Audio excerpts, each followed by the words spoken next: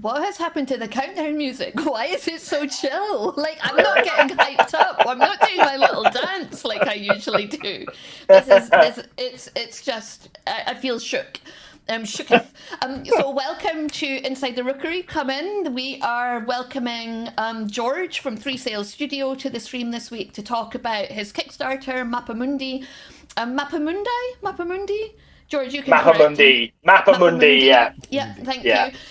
This is season 9, episode 4. If you're just joining us, if you're new to the stream, we've got so much content you can go back and look at. If you've been here forever, then you know that it's season 9, episode 4, and welcome back to the stream. So, as always, we've had questions pre-submitted by our patrons and our lovely Discord community, which we will bring up onto the screen to interrogate George on. But also, as always, pop your thoughts and your questions into the comments and I will bring them up on the screen, like Martin. Glad to be here again for the first time in way too many months. We're glad to see you back. Let's get ready to trundle wagon. Right, let's go. George, welcome to the stream. Can you tell us a little bit about yourself and 3 Sales Studio just to get us started? Yeah, absolutely. So hi, everyone. Thanks, guys, for having me as well. Very, very grateful. Thanks for having me here. My name's George Francis Bickers. I am the creator and designer of Mappa Mundi, an exploration and ecology RPG, which is currently funding on Kickstarter. It's fully funded. We've got 9 days to go. I can't remember. I can't do dates. It's the 4th, finishes on the 4th of March. Yeah, 3 Sales Studios. I'm also the studio lead at 3 Sales here at 3 Sales Studios. We're a small indie TTRPG studio based out of Manchester.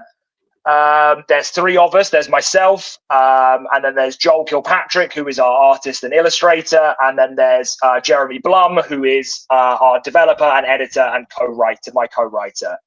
And the 3 of us own the studio together. We collectively own the studio. Mappa Mundi is our first project as a studio. It's our first project as a 3-person team. Each of us have done different bits for different TTRPGs before. Joel has done artwork for lots of different places, lots of different people. Jeremy has written and cultural consulted for different RPGs, including Pathfinder. And I've written for other TTRPGs before. And yeah, this is our first kind of big project together. And it's been 18 months in the making. Like, I came up with the concept for Mappa Mundi nearly 2 years ago now, and then we started putting kind of pen to paper, proper hardcore design work back in September, October 2023, and now we're here with a game that's completely finished. It's just waiting on the last couple of bits of artwork, and we go to print the day after the Kickstarter ends, which is really nice. Which is super exciting. Yeah. And yeah, really excited. Yeah, the Kickstarter link is, as always, in the chat. Please do go and check it out. As Andy Leask says in the comments, it looks lush. So, what is Mappa Mundi? So Mappa Mundi, I mean, the subtitle kind of says it all, and then kind of needs definite exploration for where to go with it, because everyone's like, what is an exploration and ecology RPG? So Mappa Mundi is an exploration and ecology RPG. This is a little test print of the quick start guide. It is a 0 combat system that is focused on, as you can imagine from the subtitle, exploring and with a focus on ecology, both kind of landscapes and environments, and monsters and creatures. So players are put in the position of chroniclers, and they're essentially adventure academics, and their job is to go out into a world that is a kind of parallel version of our own world. It's almost completely identical, except monsters exist. So geographically, it's almost identical, and then you've got monsters. But these monsters are kind of drawn out of real world cultures, as well as the people have always had imaginaries of monsters. Yeah. The way you just all cultures have their own monsters, and so we've kind of lent heavily into that idea. So the world that Mappa Mundi takes place in is called Ecumene. It means the inhabited world, and the core book covers our version of Eurasia and North Africa. So that's 2 and a bit continents, and we call Eurasia Ivasu, and we call our version of Africa is called Ebulan. And so what you've got is Eurasia and a bit of North Africa included in this core game, and it's set in a kind of pan-global medieval period. But the thing that really defines the game, at least as the game starts for players, is that it takes place after 100 years of ecological catastrophe, and that catastrophe is known in the world as the Flux. And it took the form of like huge titanic storms that cut all the world's continents off from one another, but also cut the regions within those continents off from one another. So what we've seen in the world of Ecumeni is 100 years of kind of cultural isolation for all these different regions. And obviously there are various cultures within those regions, but we've had, regional cultural isolation. And during this time, the Mappa Mundi Institute, which used to be kind of guild halls and like hostels for adventurers and travelers, they all kind of started, and there's one in each of the 10 regions in the core game. They got together and decided, individually in their regions, because obviously they couldn't get together because they were cut off from one another, but they got together in their regions and were like, right, someone is going to need to go out and reconnect the world. Someone is going to need to go out and learn all there is to learn about what the world is like now, or what the world will be like when the Flux is finished. And so they started training chroniclers, the experienced adventurers and explorers and diplomats and traders and all those kinds of people started training generations of chroniclers. And now, 100 years later, players take on the role of the first chroniclers to be sent out into the world. And so they're there to reconnect cultures and to learn about how the world has changed. They're there to encounter fantastical monsters and creatures and learn about their behaviors. And most importantly, they're there to write the new history of the world. The world has kind of lost, we say the world has lost its voice. Thank you. It sounds amazing, not least because, well, being a chronicler would be amazing, but I do a lot of journaling. I do journaling in real life. I journal for my characters. I had like a nature journal for one of my characters. I do like a lot of bullet journaling. I've even done an Inside the Rookery masterclass on bullet journaling for role-playing games. So I'm super interested, like, do you provide resources for players to create a journal? Like, what kind of things have you got? Yeah. So excited. So we don't just have, I was going to say, Lindsay, this game seems like it's actually made, I might well have just made it for you here. Yeah. So you have a character sheet, like any other game, you have a character sheet, but you also have what we call a chronicle sheet. So a chronicle sheet, for each adventure you go out on, you make notes. You take, as you're unlocking behaviors, you're making notes of the behaviors. If you're noticing certain things about the world, you're writing those things down. You're keeping a journal of what's going on. And one of the early ideas for Mappa Mundi that we really wanted to capture is we wanted people to, like, we wanted tables to have a document that they write their own story in, like a notebook, a Google Doc, obviously, if you go into high tech with it. But we really like the idea of having a physical book that you are drawing in, that you are writing in, that you are documenting these monsters, creatures, and cultures in. And we also provide blank maps of our 10 regions so players can draw their own version of the world as they're playing it. We provide like official versions in the book, in the regional guides, but those with the same borders and outlines, we provide those blanks so players can create the world they want to see. It's their world. We've just given the tools for it. Yeah, I think it really taps into, like, I really love the idea of curating collections, like, kind of like in some of the games that we've played in the past, Andy, with Andy Law, I've been like really obsessed with creating lists of all the character vampires we've encountered and what clan they are and what their relationships are. So this sounds like exactly like that. Like, it really taps into, for those of us who were in Guides and Brownies and did our collector's badge, like, perfect. One of our character types is literally an archivist. Like, that's what we have 4 character types. You have archivist, diviner, fixer, and guardian. And like the archivists, we have skill trees. We call them skill paths, but they're just skill trees turned on their sides. Because I love the tech tree. I absolutely love any game I do has some version of a tech tree in.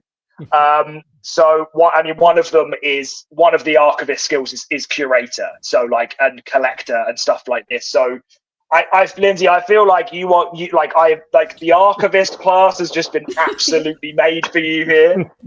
Oh, for sure. Also, and so the players are going out into the world and kind of documenting nature, they're documenting monsters, geography, geology. Are they also documenting like what's happened to people and languages? Like, could you get into that as well? Absolutely, yeah. So Someone obsessed with etymology as well. So the way for us, in the book, the core gameplay loop is the interactions and encounters with monsters. But we have put so each monster has 7 or 8 unique behaviors. It's your job to, when you encounter them, is to uncover those, like is to get them to reveal those behaviors so you can document them.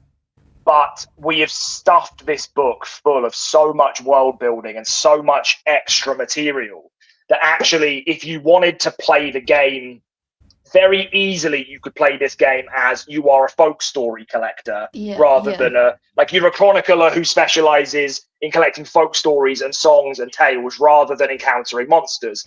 It's because the same principle applies, because it's not combat, it's non-combat. The encounters with the monsters and the creatures have a list of behaviors that you need to use certain things to uncover. There's no reason why you couldn't just use that exact same system and replace a monster with something else, and just have rather than behaviors, they might be triggers or pieces of information that you needed to find. It's exactly the same principle. And I really love that idea. I love the idea that so we're releasing Mappa Mundi under a really permissive community license. Like, we're allowing people to use the rules, use the monsters, use this kind of stuff to get in touch with us about the artwork that already exists. If we're on board with the project, we'll allow you to use our artwork, and you can sell it and you keep all of the money from it. Like, we don't want to see a penny of it, because you deserve to be paid for your work. And if you just want to release things for free, you can release them for free as well. I really love the idea that people will take the system and be like, and do what we were just talking about, right? Like, shift the focus away from the monsters and onto folk song collecting or tale collecting or plant collecting and all that kind of stuff. Oh, you could do like all your botanical drawings. It would be like exactly like, it would be amazing. I am a proper magpie. Like, for most of my life, I've been too poor to have proper collections, but there were points where I was a kid wandering around my council estates, picking up bottle caps and collecting those. Like, I think there's definitely like an ADHD side to this, to the collecting, but like, it was, that was a real drive when I was coming up with Mappa Mundi. Was I wanted it to be a monster collection game that also rang true with me being a vegan and not liking zoos, and you don't track these monsters, but what can you collect from a monster without, what can you collect from a monster without actually imprisoning it? So, you can learn about its behaviors, you can learn about these things, you can take samples from it and stuff like that, but in ways that aren't going to harm the monster. And I'll go into some of the pre-submitted questions, and then I'll come back to my desire to know more about the game. So, because I think this is a really important question that Mark asks. So, how do you avoid colonial tropes in an exploration game? Does Mappa Mundi encourage reflection on or explicitly challenge exploitative colonial practices? So this is a genuinely excellent question, and it's one that we expected to get a lot, and it's one that we have had a lot, and it's one that we our baseline position was that Mappa Mundi is a game that rejects colonialism. So the most basic way we do this is you can start in any of the 10 regions. It's not just like you start in our version of medieval France as a white Western European, and then you go and discover things that, you walk into a place where people have been living for thousands of years and say, hey guys, look what I just discovered. Like, it explicitly rejects that idea by allowing you to start from anywhere in the world at the baseline. It's also important to note that Mappa Mundi is an exploration game and not a discovery game. Like, it's not about discovering things, it's about exploring and reconnecting the world. So in addition to that, obviously, we have 10 regions that are representative, or they're not representative of real world cultures. They are drawn from real world cultures. And so what we did right at the start of the project, when we decided that this is what we were going to do, we set aside a budget, an unlimited budget. We initially had a limit on it, but we said if any extra money needs to go in, it goes in. We set aside a budget that was specifically to work with cultural consultants. So Jeremy and I, so our team, I'm white British. Joel is white British. Well, Joel and I both got quite a lot of Irish in us, but we're white British. And Jeremy is Taiwanese American.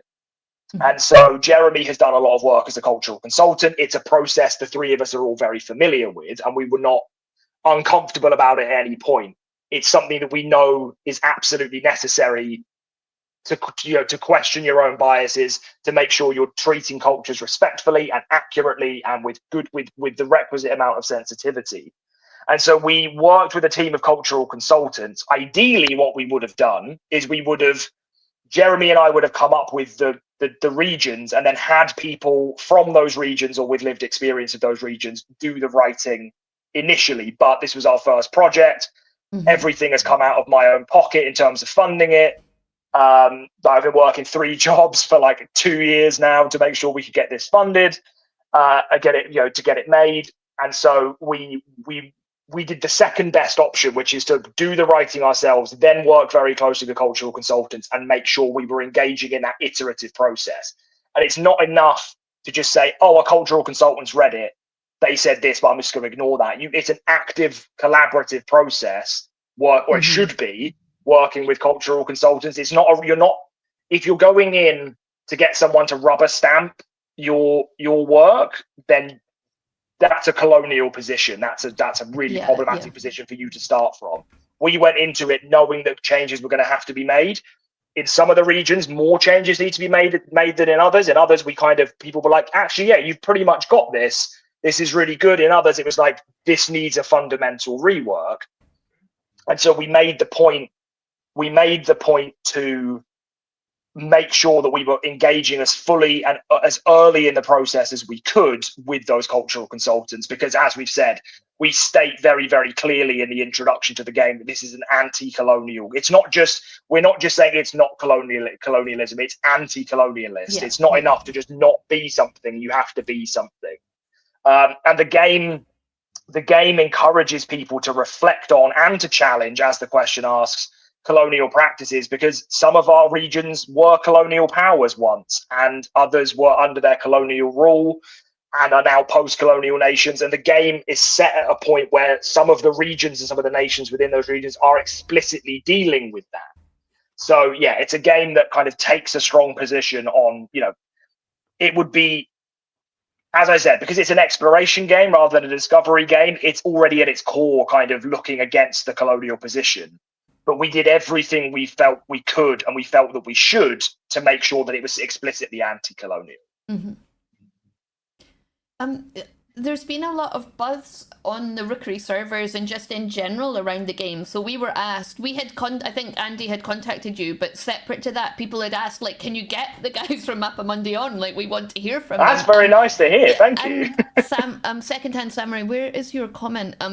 Says, I have a Mappa Mundi card from a convention I met you at, really been looking forward to this game. And a couple of people have mentioned that card that they got from you, the mysterious Mappa Mundi card. So a lot of people will have different ones as well. So Mappa Mundi, the way we do exploration in the game is through what we call the Journey deck. So the Journey deck is a 70 card tarot. Like, I would show you them, but we're moving house in a few weeks and everything is packed into boxes. So I probably should have got them beforehand, but I haven't got any. But yeah, so the Journey deck features 36 different landscapes, and they're tarot size, but they're radially symmetric, so it's the same landscape up and down. But one is sunny and nice, or the ideal version of that landscape, and one, when you flip it, it's the same image but coloured and shaded differently.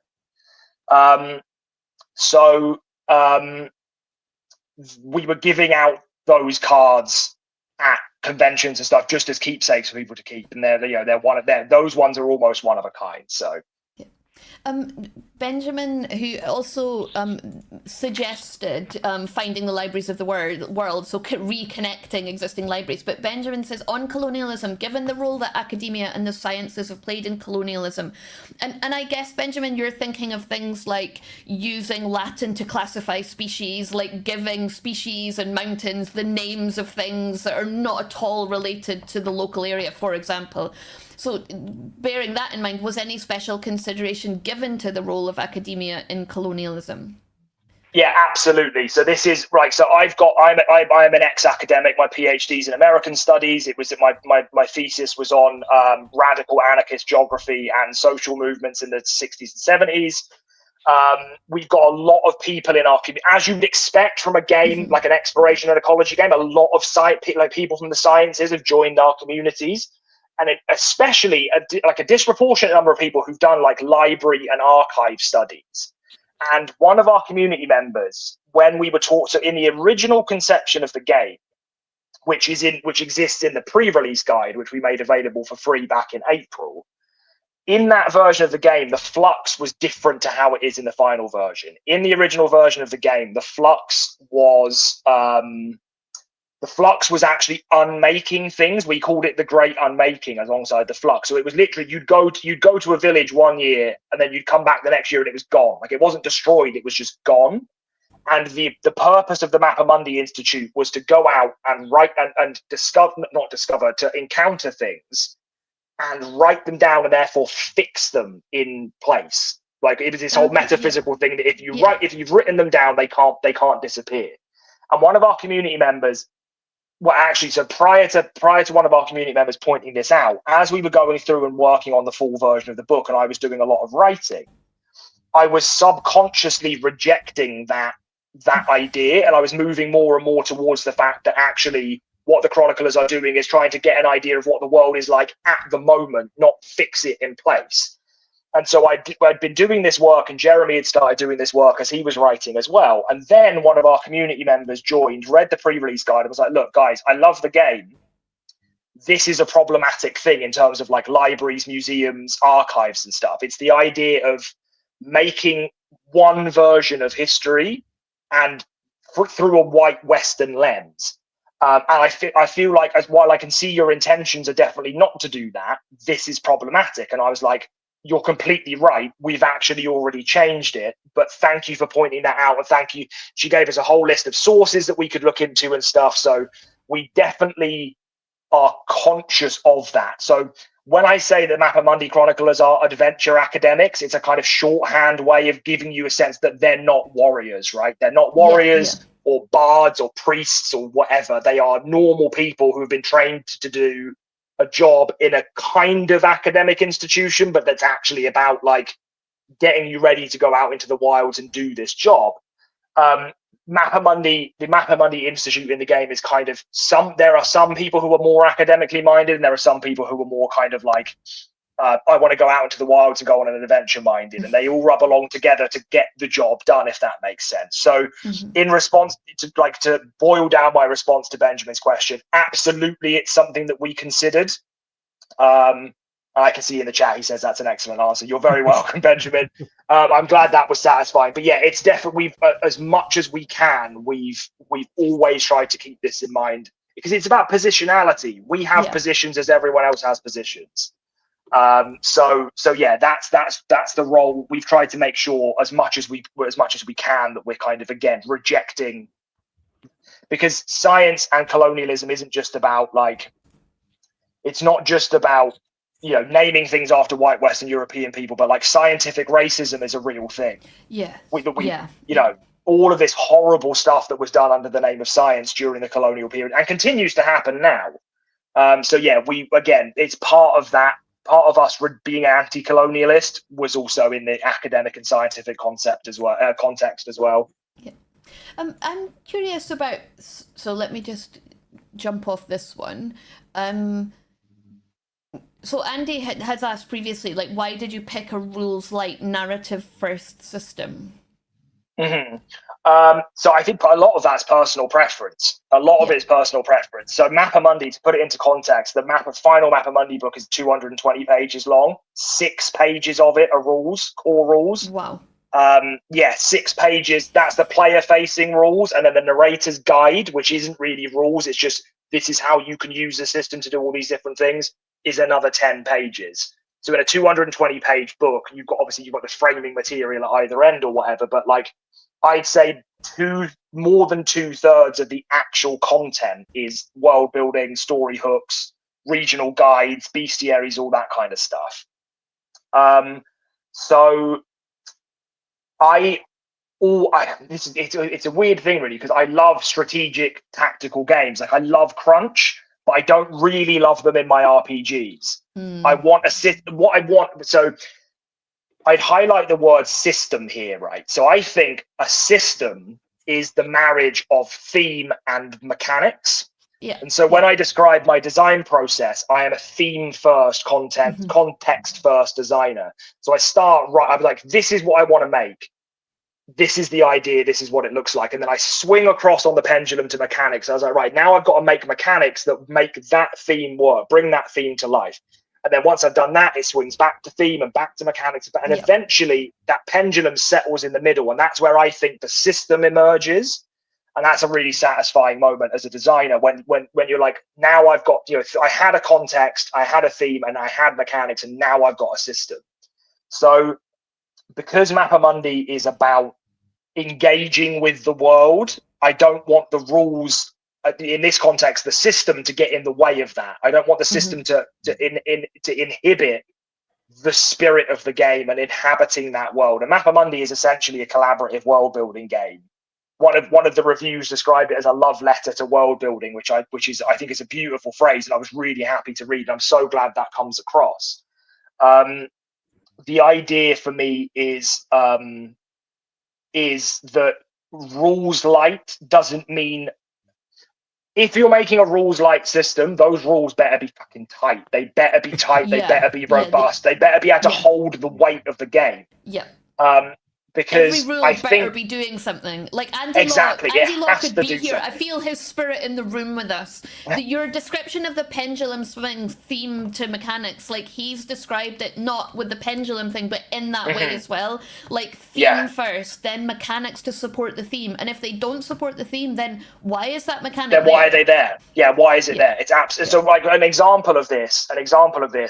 The initial version of Mappa Mundi, the version that we were initially playtesting, we were saying it was rules light narrative first, but our skills, which are now all narrative, were previously narrative and mechanical. So you could use them in narrative ways, but they also had a mechanical effect.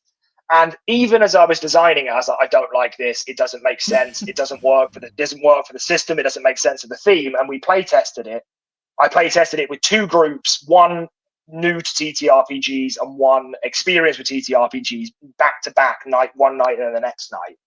And both groups did exactly what I worried they were going to do, which was they started not using the skills because they were like, there's going to be the right moment to use the mechanical part of this skill.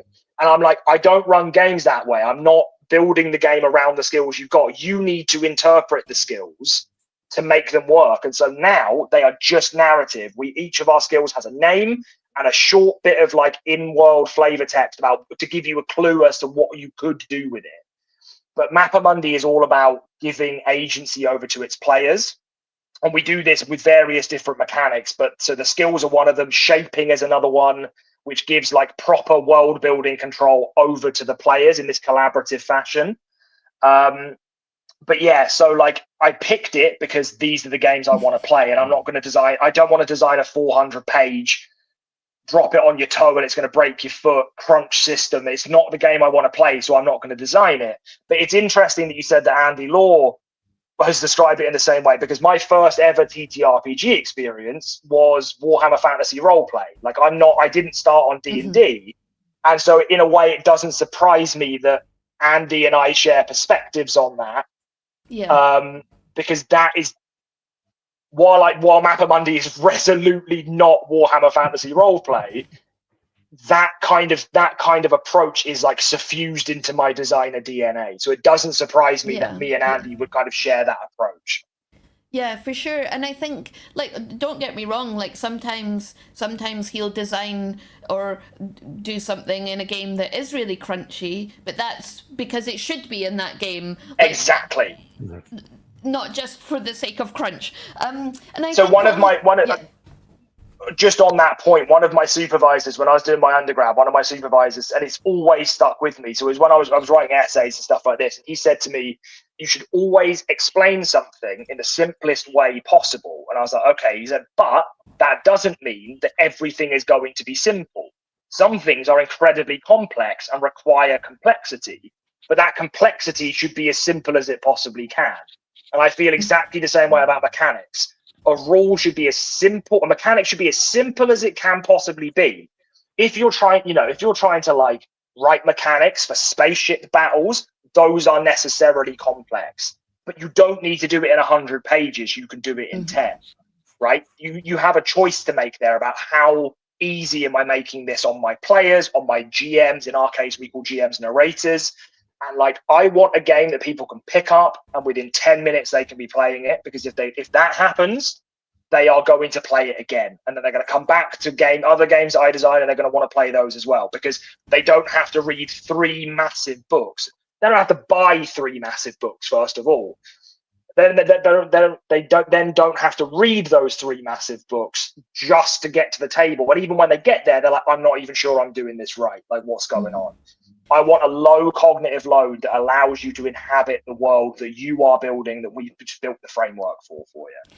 I'm smiling because I've had some experiences in taxis. It sounds really random, where my Andy Law has been explaining the world to our 2 children, Josie and Laurie, and his parenting approach was always to explain it in simple terms, like you'd explain it to an adult. He wouldn't use baby talk, he wouldn't baby them. And if they didn't understand it, he would simplify it 1 block down. And we were in a taxi once, and they were talking about, I think it was the solar system and like comets and stuff, and the taxi driver turned around and was like, I've learned more in this taxi from you than I've ever learned from any school in my life. And it's that principle and that theory, isn't it?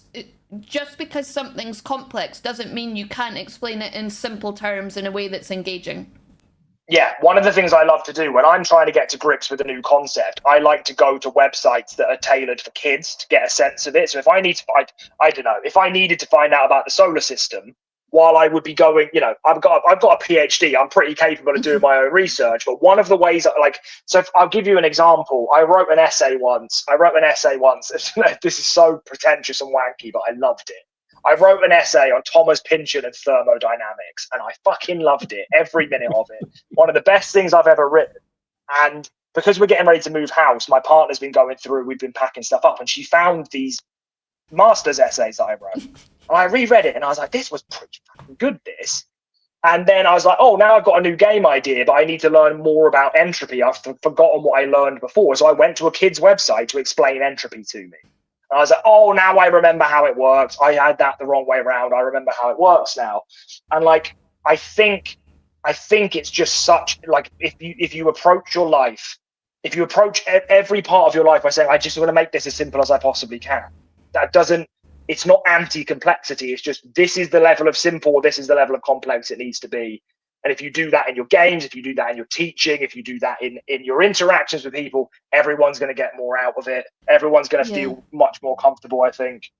I think for me, and we'll come on to a question, about curiosity and joy. So over the years, it used to be when Andy was like a stay-at-home dad and like combining it with being like a freelance artist and a writer, I would have to explain it through the lens of D&D, because that's all people understood role-playing to be. And over the years, we've got more and more into, when I explain what Andy and our family business is, and now what the children are studying at uni, people are so excited about it, because games are having a real renaissance moment. But for me, it was always just about like maintaining curiosity and joy and fun in your life in games, but also like in any work that you do. And I think that is something that a lot of academics never lose, like a joy and a curiosity in the subject that they're interested in no matter how much academia might try to beat it out of us all the time. Exactly. But you're right. It's what drives you as an academic. As I think as a creator of any kind, the joy of your art, the joy of your form, the joy of your subject, whatever it is, if you don't have it, what you're doing isn't worth doing. Just find something else. Go and find something else. This is how you spend your life. And there's definitely a privilege to be able to sit there and say, go and find the thing that makes you happy. I'm not saying you have to earn a living from the thing that makes you happy. I sure as shit, I'm not earning a living from game design at the moment. Hence the 3 jobs. But I find the joy. I have to go and find the joy in things, and I might not be able to find joy in every segment of my life. So I need to Why you need to outweigh that by finding it elsewhere? Yeah, I think. It's Sorry, exactly Andy, the same with teaching as well. Like Yeah. it's exactly the same thing. Like all of you, if you think back to when you were at school and you think back to there were teachers that you liked, that you respected, that inspired you, and they were the ones who loved their subject and also loved and talking loved the to young job. people. You've got to enjoy that too. But when you think of the ones that you didn't like, the ones you didn't learn from, the ones that felt sarcastic or mean or apathetic, it's because they weren't finding joy in their job. Whether that they were miserable. They were miserable. Mm-hmm. Exactly. Yeah. They either just got a not great degree and didn't know what else to do with it, or it just felt like the career path for them, and then they felt themselves trapped in that. And I can think of teachers both that taught me as a kid, and I'm glad to say not now, not in my current school, but in schools I've worked at in the past, like colleagues that I've worked with, and I'm like, what the hell are you doing in this job? Why? Just go and find something else. Go and find something else. I had a Latin teacher. I had 2 Latin teachers. One retired, and so we got a deputy head then to teach us Latin, and he just didn't care. He didn't understand why we were learning Latin. I wanted to learn Greek. He was like, what's the point? I was like, well, because I want to go and like do ancient history. And in the end, I didn't do ancient history. I did psychology, which is a whole other story. And, it took me like decades after graduating to finally get into a job where I could use my degree in a way I never expected, which is a real privilege and a joy. But a teacher I want to give a shout out to was my history teacher, because he was terrifying. He was obsessed with the First World War. He was really tall. He had like really pale skin and like piercing blue eyes, and he would like wear a German helmet with a spike on it. And all the tables in his classroom were like in single rows, and he would march up and down between him. And like people were genuinely terrified of him when you were in first and second year. I bet you learned a hell of a lot about the First World War, though, right? Fucking loved that him. Stuck with you. We loved him, right? So by the time those of us who really wanted to know, like, he was so interesting and so interested, and he told us a story of like a tank that had literally like scared British soldiers off simply by existing where the Germans had like left it and it had broken down, and he was just like amazing. He took us to Belgium to do the battlefield tour, and even though your school sounds excellent. It's fucking amazing. Even though he was like it was just a state school in Scotland, but I would say in Scotland there's still then and still now like a spirit of learning is what made Scotland, and learning is what makes us. Academia is really and was valued, and this, he was terrifying, but he was amazing. And by the time we were in 6th year doing 6th year studies history, which is now advanced higher history, our little class of 5 of us, the 6th year studies, the history coffee club, like we got our lessons like in the staff room for history, and they would just like wander in and out and like hear about what we were writing. I was doing the location of Mons Graupius, a famous battle in Scottish/Roman times, and we were all doing like bits of history we were really passionate about, and I just think that people confuse like happiness and joy and being an extrovert with like being nice to people, whereas the joy shone through from him in a really unconventional way. And I've often like gone back to that in terms of creating characters and writing worlds, and he was a real inspiration to me, and the only person that when my brother left partway through 6th year to go and pursue his dream to be a journalist, he was head boy and he had a place at university and he didn't go. He had a place at university to study history. This teacher was the only one who was like, you have to follow your dreams, and you never would have expected that. And he was a legend, Mr. Innes. So thanks, Mr. He Innes. certainly sounds it. I'm going to give that man a salute right there. Yeah. So anyway, I slightly digressed there, but Andy did ask, can you tell us more about how hope and curiosity are fundamental to this game? Yeah, so I describe Mappa Mundi as a hope-powered game. It's a game powered by hope. Now, partly that's so some people have seen Mappa Mundi, and before they've read it, before anything like that, they see that it's got no combat, and they're like, "Oh, it's a cozy game." I'm like, absolutely not. I 100% reject the label cozy, especially for Mappa Mundi. Mappa Mundi takes place in a world that is difficult and dangerous and afraid and disconnected. And there are fucking monsters, right? There are these huge monsters, some of whom don't like you. And so like Mappa Mundi is resolutely not like, if you consider camping out in the wilds in driving rain and freezing snow and potentially avoiding getting eaten by a 50-foot tall Tarasconus cozy, then all right, that's fine, you do you. But Mappa Mundi is a game that it takes place in a dangerous world. But the thing in real life and in Mappa Mundi, the thing that I think is the most heroic thing a person can do is to be a normal person with no special talents or abilities, just a normal everyday person who says, I volunteer, I will go out and do this. It's the I'll take the ring to Mordor moment, right? As far as I'm concerned, like Frodo is the archetype of the everyday person who circumstances have forced a reason to become heroic, right? But it's not the result that's heroic. It's the saying, I will do this. I'll go out and do this. So Mappa Mundi, that's what chroniclers are. Chroniclers are normal people. They're not barbarians and elves and dwarves with all these special innate powers. They're normal human beings who said, I will sacrifice the comforts of hearth and home to go out into the world to help things. And so a lot of this comes from me. It comes from my own politics and my own social understanding. So I'm an anarchist, and so it's all about power from below, and that actually positive change has never come from above. It's all about coming from below, and actually thousands of people doing small, incremental, positive things change the world for the better, because we live in those small moments. We don't live in the big moments. The big moments can affect us collectively, but we don't live in the big moments. We live in the everyday. So Mappa Mundi is very much like drawing on that idea that what you do, you as an individual, does matter. It is important. And if anything, it's the most important thing to happen. It's the most important thing to do. So that's where the hope comes in. It's my hope in people and my hope in our ability to affect change positively to the people around us.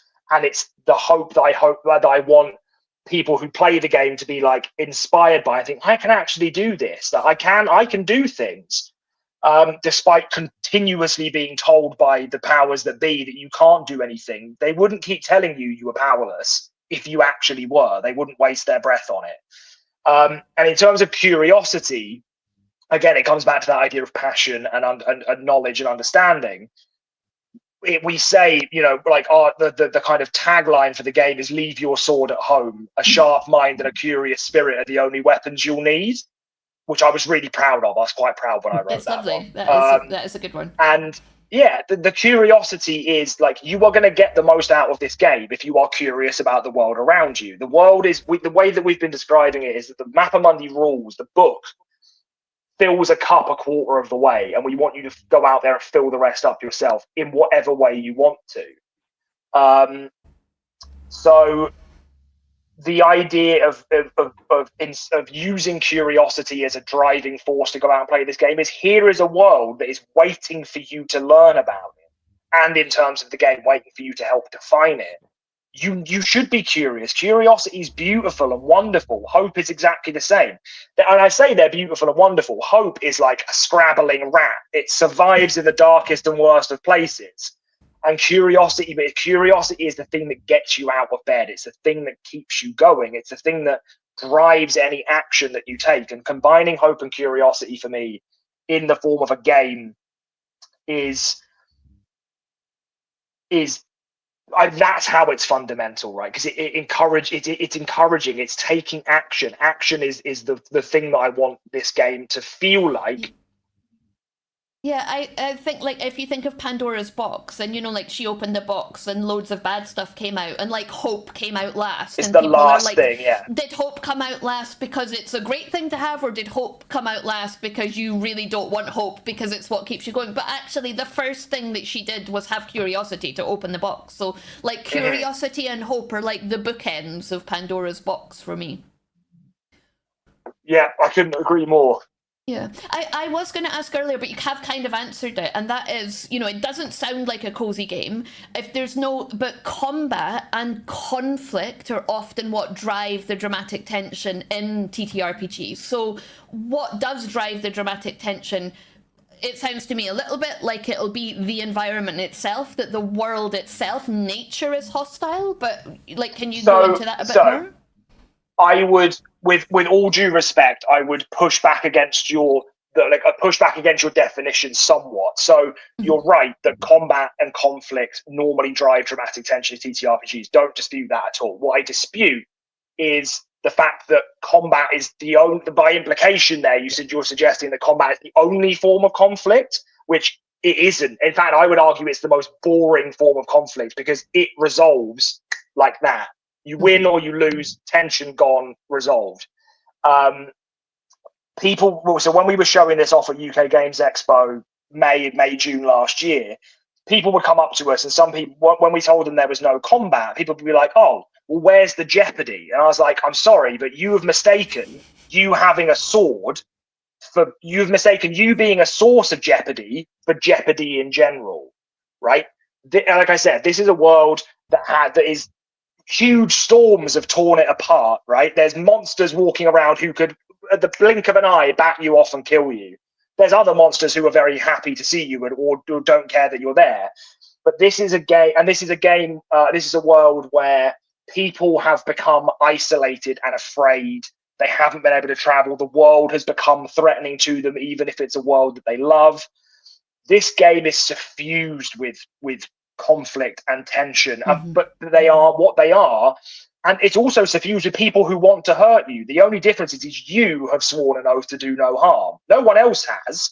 The Mappa Mundi Institute has sworn an oath to do no harm. Okay, got you. But so we've got, one of our regions is Zoma. It's in the east. It's equivalent to China, and 3 of the regions around Zomang, so this is Fuondi, which is our version of Southeast Asia, Garugoma, which is our version of South Asia, and the Mutant Steppe, which is our version of Mongolia and the Central Asian republics, were all victims of Zomangian colonialism. And the flux happened and helped break that. So you've got these nations and regions that are emerging from, however many years of colonial oppression, who are angry and pissed off about it. And you have to work between them to achieve your mission. So just because you are not a source of danger doesn't mean that the world isn't still full of conflict and dramatic tension. Yeah, if that makes sense. I totally agree, and I genuinely am very much on that conflict can be way broader than combat. Just a little plug for Lawhammer is that some of our side streams, especially when Andy just introduces like a tiny, 1 or 2 mechanics, it's really rules light a lot of our side streams and flashbacks, and we can go for hours without rolling any dice. And exactly. To me, like, that's the best kind of role play. Like, I love those sessions when we're just like. I feel bad for people. I feel bad for people whose tables are you just moving from one combat encounter to the other. Like, just do something else. Like, it's boring. Like, everyone likes this is the thing. Mappa Mundi is a non-combat game. I love combat. Right, I love it. The second game that the second game from the studio that I'm working on now has combat in it. It's probably a bad idea for you to do it, but it has combat in it. Like, I'm not anti-combat in games. What I am anti is only combat in games. The idea that you just go from 1 to 1 to 1 to 1, because again, people were talking about dramatic tension and combat, and I was like, well, this is the thing. Once you've killed someone, you've exhausted the dramatic tension.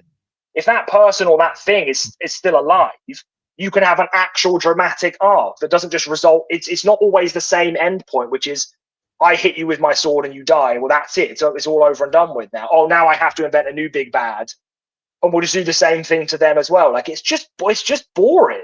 Yeah, and it so misunderstands the nature of humans. And I use humans as in sentient humanoids. In that, very rarely, people don't want to die, but they also don't really want to kill each other. When was the last time you killed someone when something got dramatic?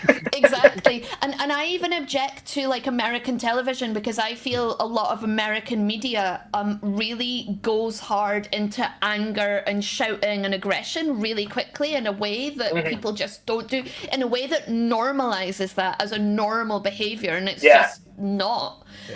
But I particularly find it really horrifying if you're in a TTRPG and there's a fight that sort of ferments up between you and another group, and instead of you all kind of like someone getting stabbed and people starting to back off, you know, if you knock someone unconscious, someone just goes and stabs them, like, well, because the natural conclusion of a TTRPG combat is all the people on the other side are dead. I'm like, well, and you're incentivized for that. You are literally incentivized. You are given experience points for killing, and that's psychotic. It's psychotic. And like, and it naturally others other races. So I have a big 100%. Problem with like beastmen in Warhammer, because I'm like, but they have families. They have like you either have mindless monsters. They have culture, religious structures, funerary rites, families. All they're not. Then they are non-human persons, is what they are. Yeah. And so I think there's a lot of problems in like mainstream TTRPGs because they don't know, they haven't recognized that, and so they introduce really problematic scenarios as a result. And I mean, if you even think specifically about last night's Lawhammer, like without giving any plot spoilers, like the lion's share of that took place during explicit, or in the lead up to and during a battle between two armies, and like, I don't think I rolled any dice. I think like a few other players rolled, like, but we didn't have any stats or anything for the characters we were playing for this one shot. We just occasionally, Andy, would get someone to roll a dice to get a rough idea how well they'd done, but it was just roll a D100, tell me what you got. And the jeopardy, although yes, there was potentially threats to our lives because we were in a, you know, with an army. Actually, the jeopardy all came from moral choices. It was that moral pressure. It was the conversations between us. And trying not to kill people, like genuinely in the midst of it, like trying to de-escalate the situation. Like, how can we get out of this? How can we stop this? Which I think is a much more like real response for people in conflict. And I think more compelling, both to experience and I think to watch as well. The people watching it loved it. Like it was much more gripping than it would be if there'd been just loads of like, not that sometimes you don't want the payoff with the big fight. It's a Warhammer game after all. That is hard baked in. But actually having one where there was a war, but the focus wasn't on the war, the focus was on the people in the war trying not to fight the war was I've got a few questions to get through, so I do want to come to one in the chat first. So Benjamin asked, you've worked with a variety of actual play podcasts as part of your marketing process. Does that seem to have been effective? That's a really, really good question. So I'm going to take my designer hat off and put my publisher hat on. So we have worked with actual play podcasts. However, every single one of them has been voluntary. Every single one of them has approached us and said, we want to do this. And I was so touched and so thankful. And a lot of these people are my friends as well. They're people I know. But we were so touched. They were like, yeah, we actually want to spend hours and hours prepping for it, recording it, editing it, all this kind of stuff. Like, I was so touched. I was like, anything you need, I will give to you. Any artwork I can give you, you will get. Any access to the book you need, I will give you. You are welcome to it. In terms of has it been effective, like, I suppose that depends on what you determine as effective. Like, in terms of directly driving pledges, probably not. But like, so we've had some pledges. I mean, we have like everyone that has a link to the game has their own custom referral code. So like the link that you guys are putting in the chat is like an Inside the Rookery custom referral code. So if someone does back using that link, I'll see it, right? And this is part of me doing, this is part of my analytics and my learning, because this is our first project still. So I'm still getting to grips with this. But so for next time round, I know what I'm doing. So in terms of like, has it been directly effective in terms of like monetary, like direct pledges and monetary value? Not massively, but every time I come on to something, like, so you guys were saying just before we came on, you were saying it during just a few minutes back, people in your Discord were like, can you get the guys from Mappa Mundi on? It's because people are seeing it. People are seeing the game and therefore are interested in it. And that's driving more engagement. It's driving curiosity, to return to the previous question. If people are seeing things and they're seeing it's the difference between paid marketing and organic marketing, right? The actual plays for us are a form of organic marketing, even though we're not paying for them because people have volunteered to do them. And that's not to say we wouldn't have paid them, but we didn't have, our marketing budget was very, very tightly controlled in terms of like where it went. And a lot of these groups we're going to be paying to do longer form. We do like sponsored APs after the fact, like after the campaign. Once, you know, because the campaign's been successful, we can do that, and we can support the people that supported us. Because again, it's the anarchist side of me. Like, it's mutual aid. They're helping us, we're helping them. We grow better together. Like, I am because we are is the way that I like to look at it. So in terms, like I said, in terms of like direct numbers of pledges, it's not, you know, we didn't pay anything for it, so any pledges makes it effective. As a direct paid marketing tool for a Kickstarter, no, I don't think it's massively effective for driving pledges, but it's hugely effective for driving attention and engagement and just making people aware of the game. The biggest problem you face as a publisher, as a young indie publisher, people don't know your game even exists. Some of them will really like it. Exactly. And, so people, like, we're very confident that people will really like it, but some people will really like it if they know about it. So the question I have to face on the business side of things, because I'm the designer and creator of our games, but I'm also like the studio lead, so I have to do the business side and the creative side. On the business side of things, my number one thing is, how do I get people to know about this game? And paid marketing is one of those ways, and that has been very successful for us. But I did all that myself. Up until like all our pre-marketing, I did myself and did it very cheaply and very effectively. But during the campaign, we've got backer kit doing live ads and stuff. But I otherwise would have done them myself. But yeah, so like the word I kept saying to everyone in the month running up to the Kickstarter was, it's all about momentum. It's all about momentum. I need to keep this momentum going, get people, so people know about it. And then obviously you need a big first 48 hours. We funded in 58 minutes, which was incredible. Wow, that is amazing. That was good. Well, this is the thing. You know, we've been making this game for 18 months, and we've been marketing it in various different ways, paid, primarily organic, but also paid marketing since April of last year. Like, we've done a good long lead in for this, and the strategy has worked. I feel vindicated that the strategy has worked, but I'm by no means the first person to do it. Like, I've learned from other people and I've learned my trade. It's worked this time. So, and I'm glad to see people in the chat saying that they're backed during the stream. So Mark, thank you so much. I really appreciate it. Secondhand Samurai already backed, which we're very grateful for. And Angus has just joined. It says, hi, George. Angus McPhillspace. Hi, Angus. It's good to see you, my friend. It felt like you might know them, so I brought it up.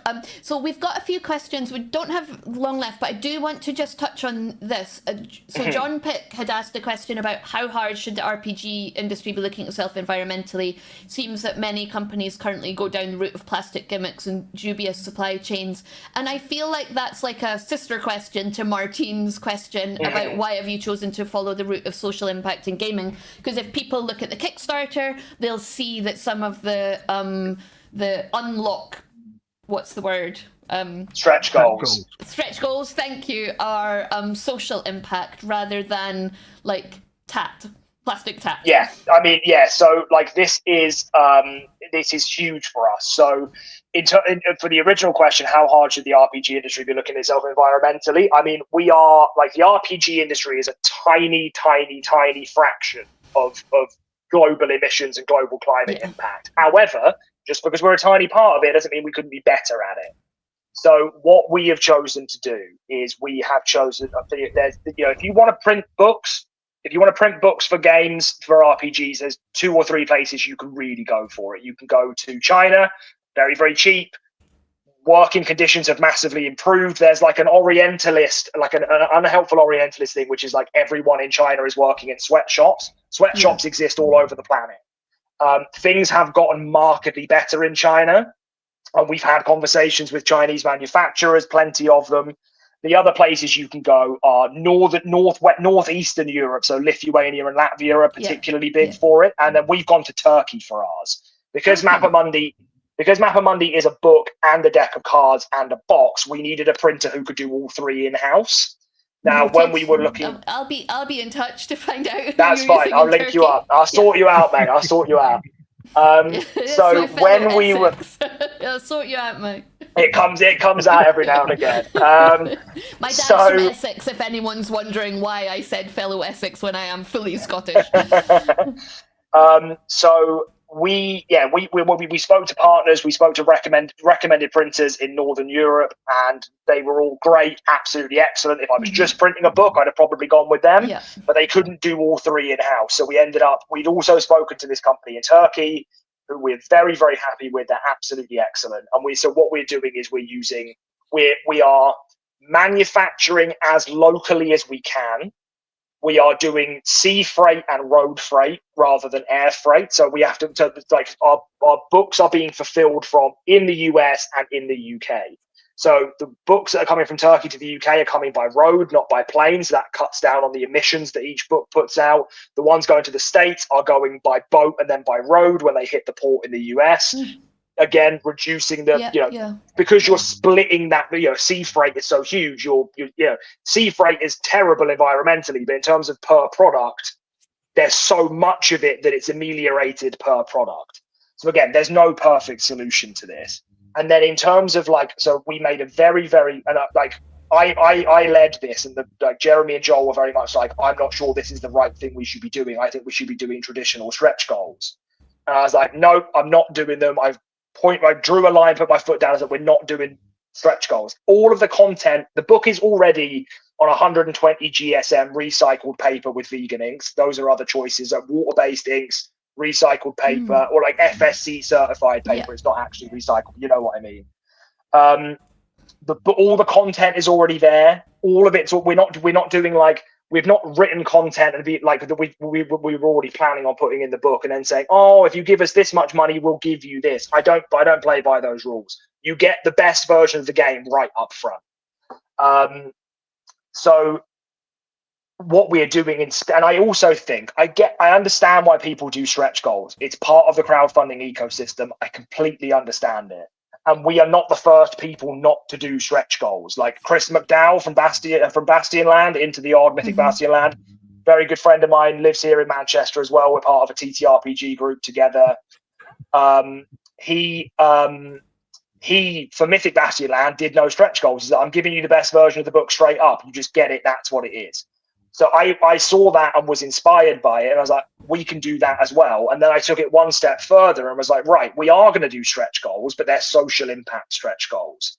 So we started from the position that every backer we got up to 1,000 backers. No, sorry, every backer we got up to £25,000 raised, we would donate £1 to the Save Elephant Foundation, who are based in Chiang Mai in Thailand. Right, they're an elephant rescue rehabilitation sanctuary, and they also do a lot with other animals as well. So once we hit £25,000, we then were like, right, well, actually, we're just going to give a fixed amount. We're going to give £1,000. When we hit £50,000, we're going to give £2,500. When we hit 100,000, if we hit 100,000, we're going to give £5,000 to this elephant sanctuary. And this is both. Not only is it a rejection of traditional stretch goals, which encourage overconsumption, which is a bad. It's just, I think we can universally agree overconsumption is a bad thing. I don't think that's controversial. Loads of the stuff you get with stretch goals are plastic shit. So you're not creating new virgin plastics, which are, again, I think we can all agree are a bad thing. And most Kickstarter stretch goals go unused anyway. People don't use them because they actually want the thing they're there to pay for. And so we kind of wholesale rejected it on the overconsumption, environmentally conscious side of things. And then we're like, actually, you know what? We can all do something really good together here. Like, we will give up the money that we are making, for some of the money we're making from this project, to do a good thing. Yeah. And you are enabling us to do that. I'm interested in the chat. So Monster Care Squad including a colouring book with the RPG, and also this make everything of paper. We've talked about that. Like, if we were doing a Kickstarter, would we have like paper standees? Like, would people want them rather than traditional plastic miniatures? So it's really interesting to hear people's ideas and see them. I've also seen stretch goals done where, and I get what you're saying, George, about like the best version of the game, but sometimes you want to well, we all want to pay creators fairly, and if you're Oh, not absolutely, just yeah. doing it yourself, and if there are people that you want to work on your game but you can't afford, I've seen those as be stretch goals. Like, if we get Yeah, this, then we'll commission such and such. Yeah, I absolutely count that in the same ballpark as what we're doing with the social impact stretch goals. Paying people is a good thing. Paying people is a good thing. Giving them work is a good thing.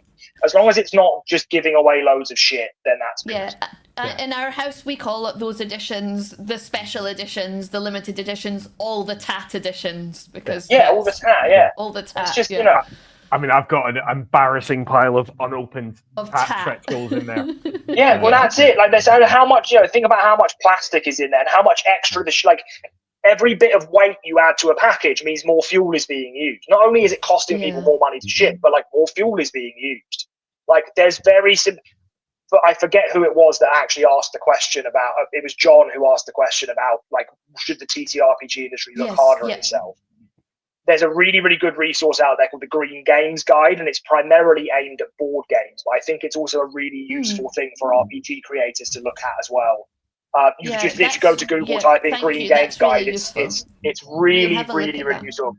And everything we do, we try to be doing from that perspective. Yeah, well, you've actually got me thinking about other stretch goals. So, for instance, we do this stream, but actually we're always getting asked, can we turn it into a podcast, just audio? And it is like really hard because we've got so much now, it's so much editing. It wasn't created to be just audio. But you have got me thinking about, rather than creating content that's like physical, what stretch goals could be like audio book version, like audio things as well is quite an interesting idea. Or PDFs.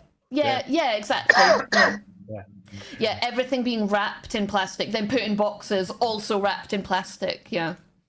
So we have minimized with Mappa Mundi. The only plastic that appears on that product is the shrink wrap around the outside box, and we have to have that because it's sea freight.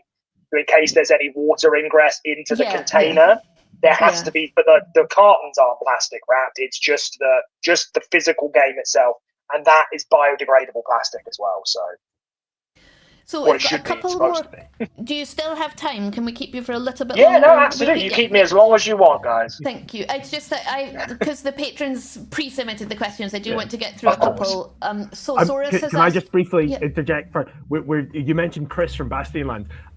He's been a popular request to get on, and he has said he'll come on, but he and I are both very bad at organising that. So you've reminded me to chase him, but if you're next seeing him, if you could chase him at your end as well, and between us, I'll make sure to remind him. I'll send him a message when we're done. I say, "Wait, Chris, sort your shit out, mate." So Soros has asked, is ecology the subject of the game or an integral part of the game mechanics or all of it? So you have covered this a little bit, but just like the broader question of ecology and ecological concerns, like how much is the flux to do with kind of environmental disaster? For me, my answer to this question would be it's woven through all of it, right? So ecology and biology are kind of used they're interchangeably in this context, right? So like because biology is part of this wider concept of ecology. So because the core gameplay loop is uncovering monster behaviors, and to do that, traveling to those monster habitats, to do that, traveling through various environments, and to do that, researching about those environments, ecology is woven through both the theme and the mechanics at a very deep level. It's definitely an integral part of the game mechanics and the subject and the theme. So T-Blam said, I have to say this episode is my favourite of the last 6 months, and that was before Lindsay asked my question. Yeah, that's Soros. Well, thank you very much. And Soros had another question, which is social action gaming, which is kind of more about the social impact. I think, Soros, or are you thinking more that this is a non-combat focused game? I know you're in the comments, so you can confirm. Naturally more focused on the narrative, on game mechanics that are different to usual, both or none. So we'll maybe give Soros a little minute. I think it's both. Like, to return to that point about context and theme and mechanics coming together to make the system, I think the idea is that the mechanics need to serve the theme and the theme needs to serve the mechanics. There's no prioritization over one or the other. So while we say it's rules light narrative first, and that would seem to put the narrative in the hierarchy above the rules, that narrative first approach can only be achieved if the rules are solid and reliable. You can rely on them to facilitate that narrative.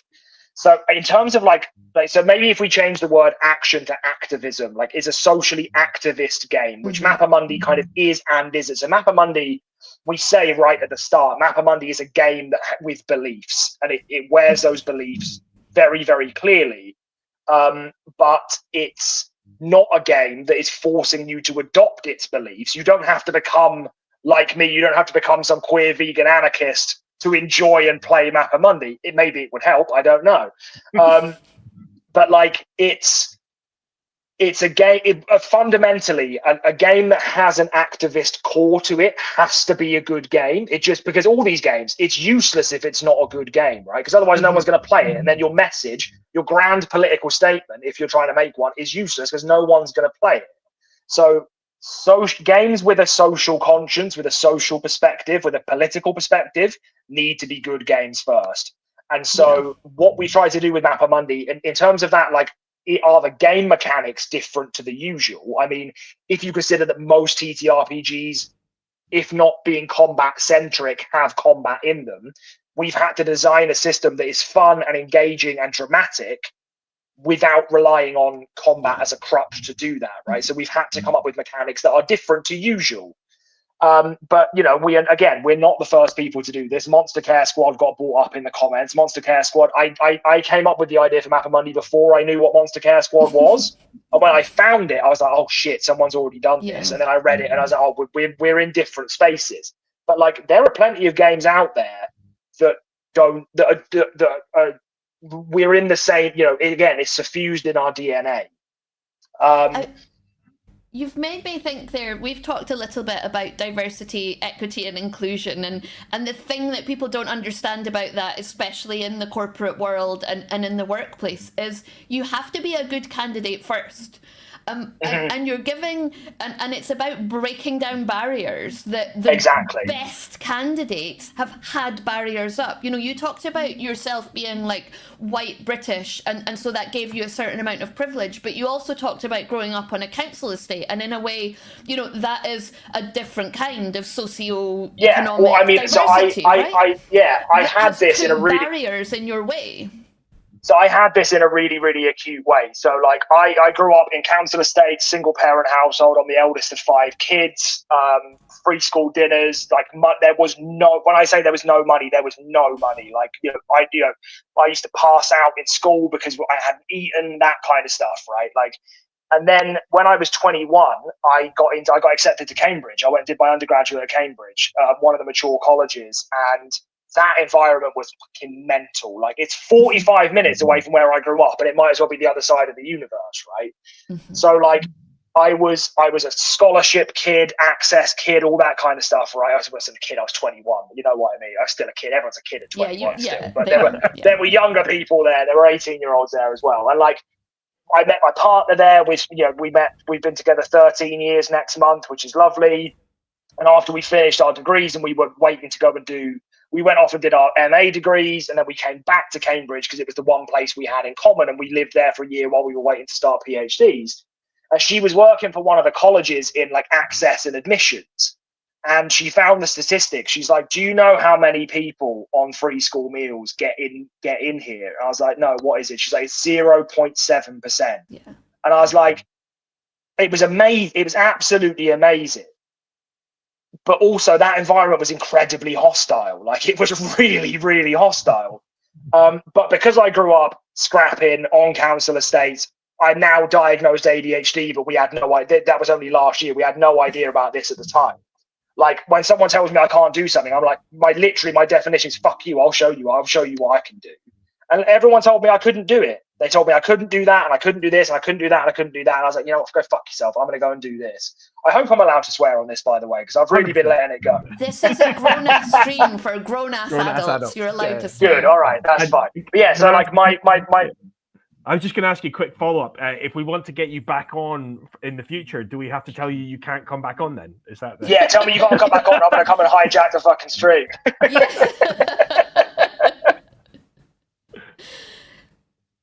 Yeah, sorry, my daughter's phoning me because I ordered. No, go away, help! Someone do something. Yeah, I just think fundamentally people misunderstand, and I just like everywhere I go at the moment, I want to like prick that bubble of misunderstanding that somehow it's about giving worse people jobs or worse people. Absolutely it's not. about This giving is the thing. best people opportunities who would never have had them.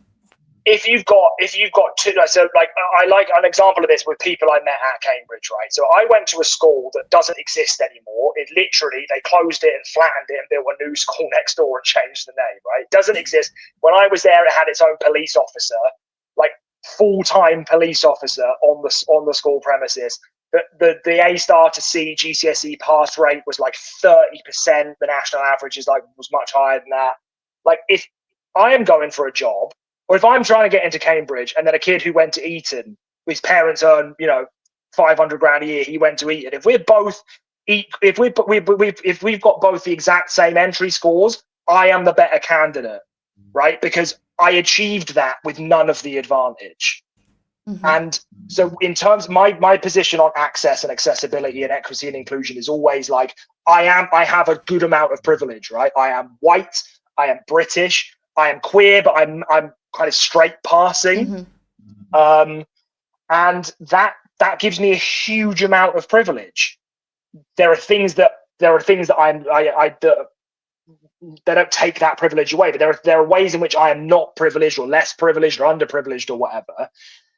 For me, it's all about positionality. It's about understanding your position. And this goes back to the colonialism question. Right, Joel, our illustrator, his dad is Irish. My granddad is Irish. My family are from Ireland as well, but a longer way back. Ireland's a post-colonial nation, right? But me and Joel have grown up in the colonizing nation. We have that privilege, right? And so it's always about understanding that it's intersectionality is the word, right? You have to understand intersectionality. It's not just, it's important to fight all the fights at once. It's also important to understand your position in that wider intersection of privilege and disadvantage. And for me, it's important to use your privilege to provide power for other people.